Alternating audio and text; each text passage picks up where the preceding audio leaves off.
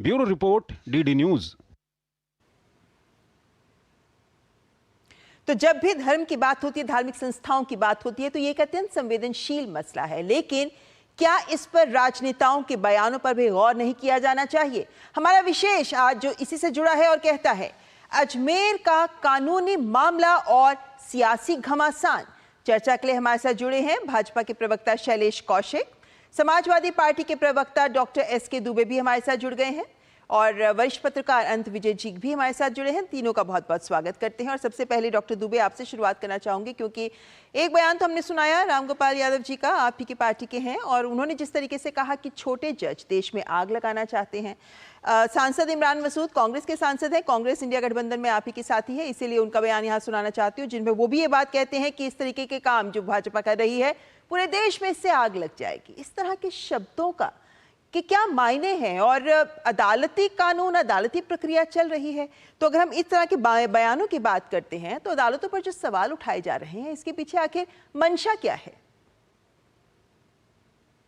ममता जी, सभी पैनलिस्ट, आपको भी मेरा नमस्कार। लेकिन चूंकि बात आपने वहां से की है कि इनको ये सब करने की क्या जरूरत है, तो यही तो क्वेश्चन मेरा है कि गले मुर्दे उखाड़ने की जरूरत क्या है? क्या नपुंसक थे उस समय, या ये हिंदुस्तान में हिंदुओं का ये दोगलापन रहा कि 712 ईस्वी में पहला मुस्लिम आक्रांता आया था, तब क्या इतने हिंदू नहीं थे कि उसको मार के भगा देते? हमारे यहाँ हमेशा फूट रही, दोगले लोग रहे हैं, इसका फायदा विदेशी आक्रांताओं ने उठाया है। और आज है कोई सरकार में माई का लाल ऐसा जो ये दावा कर दे, ये घोषित कर दे कि अब कोई भी हिंदू मंदिर या मुस्लिम मस्जिद या गुरुद्वारा चर्च नहीं बनेगा? है कोई ऐसा माई का लाल जो ये बता दे?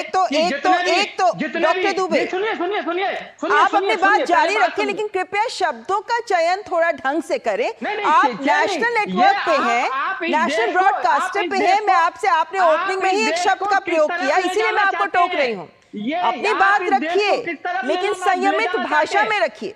कहिए अपनी बात जी, कहिए अपनी बात। आप अपने गुस्से को, आक्रामकता को संयमित शब्दों में भी सामने रख सकते हैं डॉक्टर दुबे जी। आप देश को 18वीं शताब्दी में लेके जा रहे हैं। बड़ा तकलीफ होता है इस बात का कि आप मंदिरों मस्जिद में उलझे। लोग कहां की तैयारी करते हैं, लोग आकाश में जाना चाहते हैं, वहां घर बसाना चाहते हैं, आप वहीं पर अटके हुए।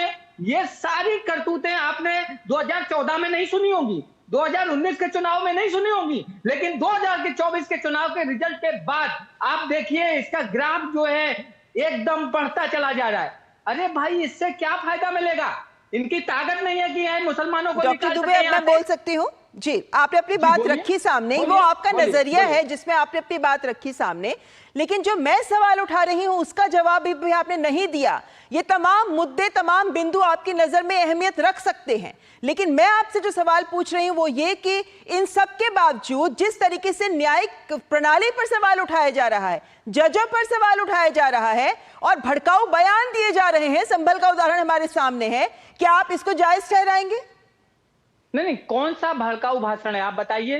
क्या किसी मेरे एमपी ने ऐसा बोला है कि आने वाले कल में हम दंगा फसाद करेंगे, मारपीट करेंगे, हंगामा करेंगे? ऐसा किसी सांसद ने बोला है? क्या संभल में आपके सांसद के द्वारा, आपके नेता के द्वारा भी जो बयान दिए गए हैं, क्या उसको लेकर कानूनी एजेंसियां काम नहीं कर रही? क्या उन पे आरोप नहीं लगाए गए हैं? क्या वो तमाम बातें सामने नहीं आई हैं? आप उसमें एक भी भाषण में ये बता दें कि वहां भड़काने का काम किया गया हो? आपको लगता है कि आपके नेता ने कुछ नहीं किया? ममता जी सुनिए, आपका घर है, आपके घर पे मैं क्लेम करने लगूं कि नहीं मेरे को अंदर जाके तलाशी लेना है, ये करना है, वो करना है, क्या आप उसका प्रतिरोध करेंगे कि नहीं करेंगी? कि आप बोलेंगे कि चलिए भैया आइए और मेरे घर पे तलाशी ले लीजिए? क्या आप ये मानते हैं डॉक्टर दुबे, क्या आप ये मानते हैं कि अगर अदालत ने कोई निर्देश दिया है तो उसकी भी अवहेलना करना सही है? क्योंकि आपको लगता है कि अदालत ने गलत किया है, व्यवस्था काम करती है, व्यवस्था के तहत अपनी आवाज उठा सकते हैं, आप विरोध कर सकते हैं, लेकिन अदालती निर्देश की अवहेलना, जज के द्वारा दिए गए फैसले को इस तरीके से कहना कि छोटे जज हैं जो देश में आग लगाना चाहते हैं, आपके नजर में ये सब सही है? आपको एक चीज मैं बता रहा हूं, बहुत छोटा सा, मेरा खुद का पर्सनल मैटर है।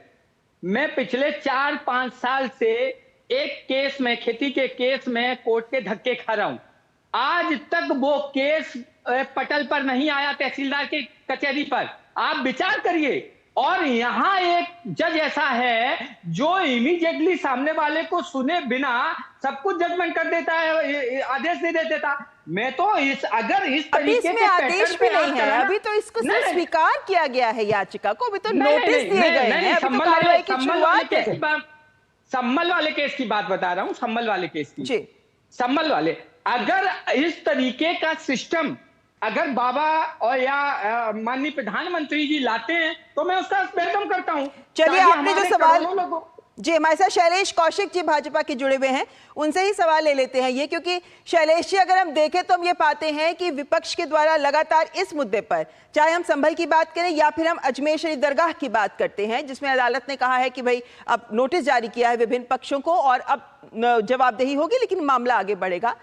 याचिका स्वीकृत हुई है, लेकिन विपक्ष आरोप भाजपा पर यह लगा रहा है कि भाजपा देश को बांटना चाहती है। इस तरीके के मुद्दों को, जो ये मुद्दे लाए जा रहे हैं, जो याचिकाएं भी लाई जा रही हैं अदालत में, कि ये भी बीजेपी और आरएसएस के दिशा निर्देश पर ही हो रहा है। सीधा हमला कर रही है विपक्ष आप पर। देखिए ममता जी, मेरे साथी कांग्रेस की प्रवक्ता जिस तरीके की अमर्यादित भाषा का एक राष्ट्रीय चैनल पर यूज कर रहे हैं, सपा के प्रवक्ता है ये शैलेश जी, सपा के प्रवक्ता है डॉक्टर दुबे। माफी चाहूंगा, सपा के प्रवक्ता डॉक्टर दुबे जी जिस तरीके की अमर्यादित भाषा का प्रयोग कर रहे हैं, नपुंसक, माई का लाल, कौन कर सकता है, तो ये राष्ट्रीय चैनल पर आपको शोभा नहीं देता। ये एक विषय पर डिबेट है जिस पर आपको अपनी सरकार का, अपनी मैंने इसको लेकर उन्हें टोक दिया है। शैलेश जी, आप अपनी बात। दूसरी बात मैं कहना चाहूंगा, मैं एक बात कहना चाहूंगा ममता जी, और मेरे साथी प्रवक्ता पूछना चाहूंगा कि चाहे अजमेर का मामला हो, चाहे संभल का मामला हो, चाहे किसी और जगह का, किस भारतीय जनता पार्टी के कार्यकर्ता ने कोई अर्जी लगाई है क्या? और भारतीय संविधान के अंतर्गत एक हर नागरिक को, चाहे वो हिंदू हो, चाहे मुसलमान हो, चाहे सिख हो, चाहे ईसाई हो, चाहे किसी जाति का हो, ये अधिकार है कि वो न्यायपालिका में जाकर अपनी अर्जी दाखिल कर सकता है। और ये माननीय न्यायालय के विवेक पर निर्भर करता है कि वो किस अर्जी को स्वीकार करता है, किस अर्जी को नहीं स्वीकार करता। दूसरी बात मेरी समझ में नहीं आ रही, विपक्ष के दलों को इतनी परेशानी क्यों हो रही है। आज हम भी कह रहे हैं कि माननीय न्यायालय ने अर्जी स्वीकार की है और सभी जो संबंधित पक्षकार उनको नोटिस जारी किए हैं और उसमें दरगाह कमेटी भी शामिल है, तो ऐसी इनको परेशानी क्यों आ रही है? अभी फर्जी जो पक्षकार अपना पक्ष रखेंगी, दरगाह कमेटी भी अपना पक्ष रखेगी, एएसआई भी अपना पक्ष रखेगी, उसके बाद आगे की प्रक्रिया होगी। अभी कौन से आदेश, कौन से निर्देश, क्या हो गया? केवल इतनी बौखलाहट क्यों है समाजवादी प्रवक्ता या किसी और अन्य विपक्षी दलों में? तो न्यायालय पर सवाल उठाना, इनके जो सांसद जिस तरीके से कह रहे छोटे जज, मोटे जज, अरे आप एक बात देखिए, न्यायालय पर भारतीय संविधान के अंतर्गत न्यायालय को स्वतंत्रता दी गई है और उनके विवेक पर निर्भर करता है। ऐसी स्थिति में आपकी बौखलाहट पता नहीं है धर्म विशेष के प्रति है या अपनी पार्टी के वोट बैंक के प्रति है। लेकिन मैं कहना चाहूंगा, मैं अपनी पार्टी की तरफ से स्पष्ट रूप से कहना चाहता हूं, भारतीय जनता पार्टी का स्पष्ट मत है, न्यायालय के अंतर्गत मामला विचाराधीन है, कोई उचित अनुचित टिप्पणी करने की आवश्यकता नहीं है। पक्षकारों को नोटिस है, उसके बाद जो भी निर्देश होगा। लेकिन हम भारतीय जनता पार्टी और राजस्थान की सरकार की बिल्कुल प्राथमिकता है, चाहे कोई भी विपक्षी दल हो, कोई भी व्यक्ति हो, किसी को सांप्रदायिक सौहार्द नहीं बिगाड़ना रह जाएगा, कानून का पालन होगा। राजस्थान में कानून का राज है। लेकिन ऐसे में शैलेश कौशिक जी, ये बात तो एआईएमआईएम के अध्यक्ष भी उठा रहे हैं कि कानून के तहत काम होना चाहिए, तो ऐसे में जब पूजा स्थल अधिनियम की बात होती है तो उसके तहत काम करते क्यों नहीं नजर आती संस्थाएं? देखिए पूजा, आज एक बात बताइए, अभी मैंने ममता जी एक बात कही कि मामला न्यायालय में गया, हर व्यक्ति को जाने का अधिकार है, उनके पक्ष को सुनने अर्जी स्वीकार की। अब ये कानून न्यायालय तय करेगा कि कौन से एक्ट के अंतर्गत ये कार्रवाई होनी है। भी स्वीकार केवल पक्षकारों को सुनने के बाद न्यायालय क्या निर्णय देता है? आज हमने कैसे मान लिया कि क्या हो रहा है?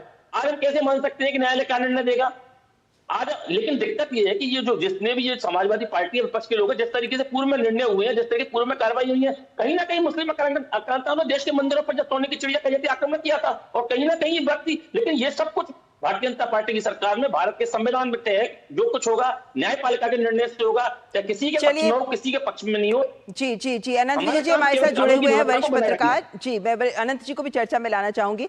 अनंत जी, जो पूजा स्थल अधिनियम का सवाल बार बार उठता है, ये बात विपक्षी नेता भी लगातार इस मुद्दे को उठाते हैं कि भाई इस कानून के तहत क्यों नहीं काम किया जा रहा, और अदालत को भी इसी मोर्चे पर वो सवालों के घेरे में लेते नजर आते हैं, जबकि हम जानते हैं कि इस कानून को लेकर भी सुप्रीम कोर्ट में याचिकाएं लंबित हैं, इस पर भी चर्चा हो रही है। खासकर जुडिशियल रिव्यू जैसे तमाम ऐसे पहलू हैं जिन पर सवाल खड़े करके याचिकाएं दायर की गई हैं। लेकिन जब बात धर्म की आती है और धर्म को राजनीति से जोड़ा जाता है, जिस तरीके के भड़काऊ बयान या प्रतिक्रियाएं राजनेताओं के द्वारा सामने आती है, ये भी कितना बड़ा चिंता का विषय है। और क्यों नहीं, जिम्मेदारी हमारे राजनेता इस बात को लेकर समझते हैं कि संयमित वो रहेंगे अपनी भाषा में तो ही वो अपने नीचे लोगों को भी, आम जन को भी संयमित रख सकते हैं।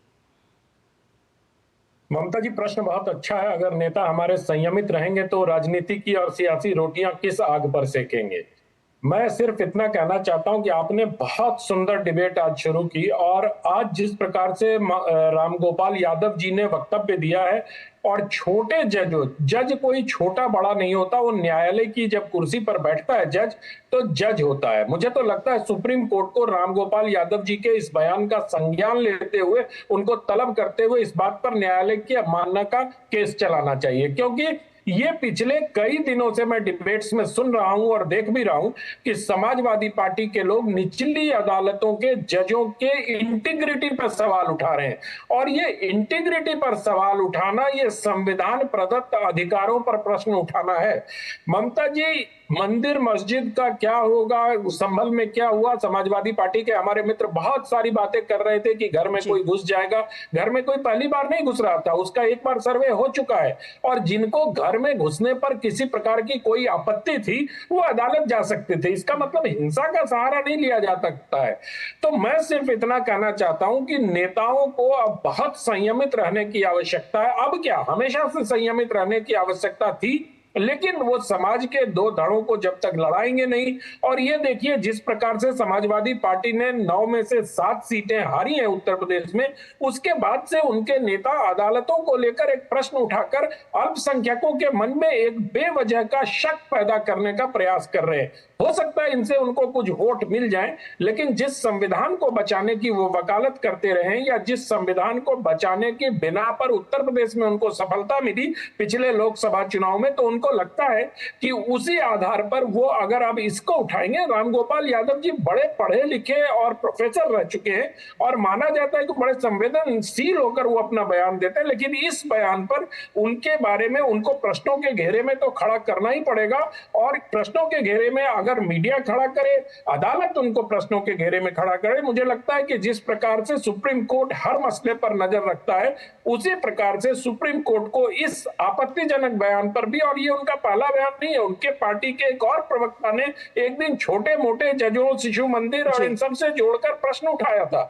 ये बड़ी गंभीर बात है, और मुझे लगता है कि इससे संविधान को एक प्रकार से घेरा जा रहा है। संविधान में जो अधिकार जजों को दिए गए हैं, उन अधिकारों पर कुठाराघात किया जा रहा है। तो मुझे लगता है कि इस पर सभी दलों के राजनेताओं को विचार करना चाहिए। अगर वो विचार नहीं करते हैं तो अदालत को इस मामले में दखल देकर उचित निर्णय करना चाहिए। यानी इस तरीके से न्यायिक व्यवस्था के खिलाफ लगातार बयान की परिपाटी बनने नहीं देनी चाहिए, इसलिए कदम उठाना जरूरी है। लेकिन डॉक्टर दुबे, जो बात अनंत विजय जी ने उठाई है कि ये तो हर नागरिक का एक अधिकार है ना, कि वो न्यायालय का रुख कर सकता है किसी भी मुद्दे पर। ऐसी क्या सुरक्षा है आप लोगों के बीच कि आप इस पर भी सवाल उठा रहे हैं, क्योंकि आपको भी अपना पक्ष रखने का पूरा अधिकार होता है न्यायालय में। मैडम, आप अपने बच्चे को IAS, IPS, इंजीनियर, डॉक्टर बनाना चाहेंगी कि मजदूर बना रहे वो बनाना चाहेंगी? आप क्या बनाना चाहेंगी? आप भी यही चाहती हैं कि मेरा बच्चा तरक्की पाए।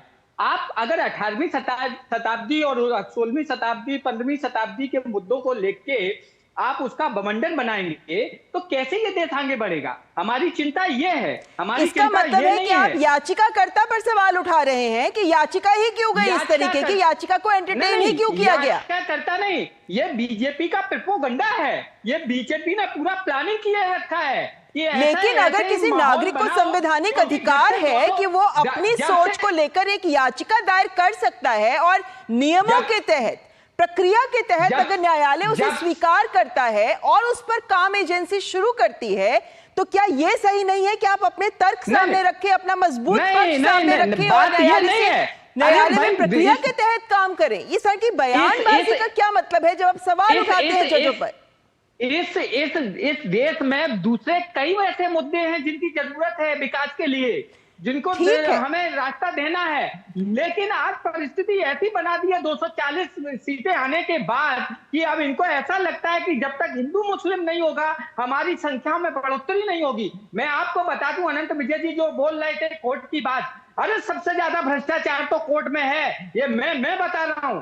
मैं इसका ही विटनेस हूँ कि सबसे ज्यादा अगर हिंदुस्तान में भ्रष्टाचार है ये तो वो कोर्ट चर्चा में है। बिल्कुल कोर्ट अलग में। तरह की है। इसका मतलब ये नहीं कि आप न्यायिक प्रणाली पर, न्यायिक व्यवस्था पर या अरे जजों न्याय- पर सवाल उठाएंगे। इसका अरे मतलब ये निश्चित कतई तौर नहीं है पे- कि आप निश्चित इसको तौर पे एक इन पर बिंदु सवाल बना लें और उठाना आप लाजमी जजों पर बनता है। सवाल उठाना शुरू करें। इनकी- आपने जो इनकी- बात कही है, इनकी- चलिए आपने जो बिंदु रखा है इसको लेकर मैं शैलेश जी के पास जाना चाहूंगी।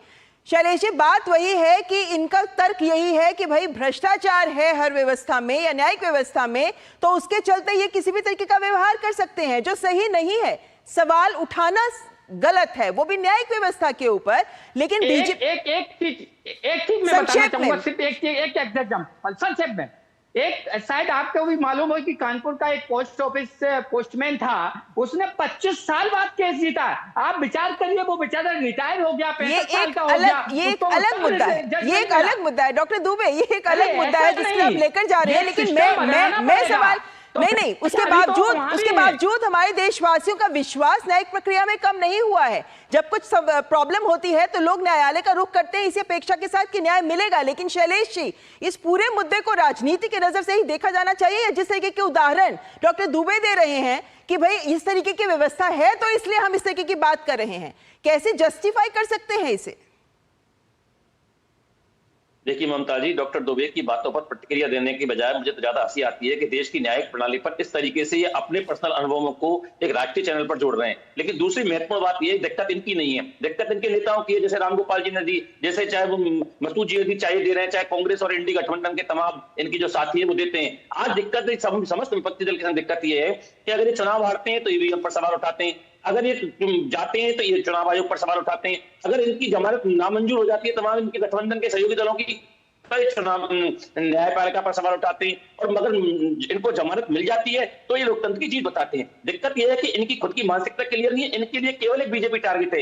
लेकिन हमारी भारतीय जनता पार्टी की सरकार पिछले 10 सालों से लगातार नरेंद्र मोदी जी के नेतृत्व जिस तरीके से सबका साथ सबका विकास लेकर पूरे देश को आगे चल रही है, जिस तरीके से आज देश को 2047 तक विकसित राष्ट्र की संकल्पना के साथ आगे बढ़ रही है, कांग्रेस और समाजवादी और विपक्षी दलों को यह पच नहीं रहा है। और ये मैं एक बार फिर पूछना चाहता हूं कि ये तमाम, तो ये आज देश में संविधान ने अधिकार दिया हो, जिस संविधान की किताब को लेकर ये और इनके नेता घूमते हैं उसमें अधिकार है प्रत्येक व्यक्ति को न्यायालय में जाने का, और न्यायालय का काम है उसको सुनना और उसके बाद निर्णय करना। तो ऐसी स्थिति में सावलिया प्रश्न उठाना, और संविधान पर भी उठाते हैं ये लोग, न्यायपालिका पर उठा रहे हैं, तो ऐसी स्थिति में मुझे लगता नहीं है कि मानसिक स्थिति ज्यादा अच्छी है। ये लोग केवल अपनी राजनीति को सेकने के लिए, अपने वोट बैंक को बचाने के लिए इस तरीके की बयानबाजी करते हैं।